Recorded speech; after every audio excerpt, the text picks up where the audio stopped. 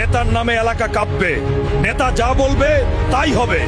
কেউ কথা বললেও জিহ্বা ছিঁড়ে ফেলবো। কালকের মধ্যে নেতার প্রোগ্রামের টাকা না দিলে এই দোকানটাই জ্বালিয়ে দেবো। ভাই, তোর নেতা তো আমার জমিটা আটকে দিয়েছে, আমি কিন্তু পুলিশে মামলা করব বলে দিলাম।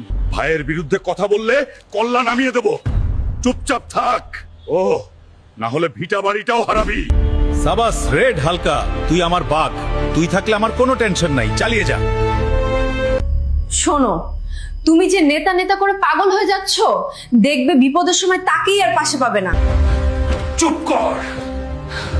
তোরা কি বুঝবি এসব? হ্যাঁ, ভাই আমাকে এমপি বানাবে, তখন দেখিস আমার পাওয়ার। সবাই আমাকে দেখে সালাম দিবে।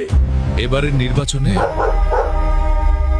আমার প্রতিদ্বন্দ্বী যে দাঁড়িয়েছে, আজ রাতে তার বাসায় আগুন লাগিয়ে দে, তারপর গা ঢাকা দিস। কিছু হলে আমি দেখব। আগুন জ্বালিয়ে দে হালার বাসায়।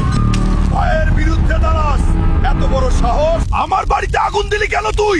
তুই নেতার বিরুদ্ধে নির্বাচনে দাঁড়াইছিস, তাই তোর বাড়ি পুড়িয়ে দিলাম। বেশি বাড়লে তোকেও পুড়িয়ে দেব।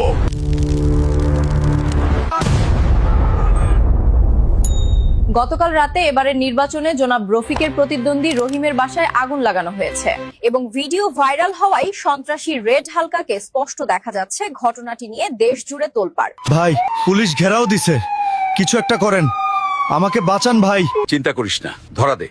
আমি উকিল পাঠাচ্ছি, 2 দিনের মধ্যে জামিন করিয়ে আনবো। হ্যান্ডস আপ হালকা, তোর খেলা শেষ। চারপাশে ঘিরে ফেলেছি।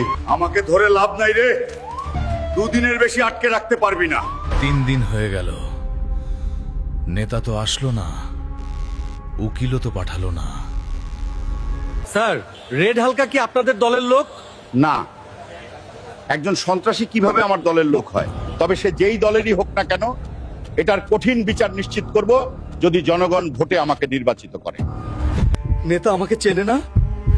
যেই নেতার জন্য আজ আমি এইখানে, সেই নেতাই আমাকে অস্বীকার করলো, টিস্যু পেপারের মতো ব্যবহার করলো। কাজ শেষ, তাই আমাকে ডাস্টবিনে ফেলে দিল। নেতার কথায় আমি বাঘ সেজেছিলাম, আজ বুঝতেছি আমি ছিলাম শুধু বলির পাঠা। আমার জীবনটাই শেষ করে দিল নেতা।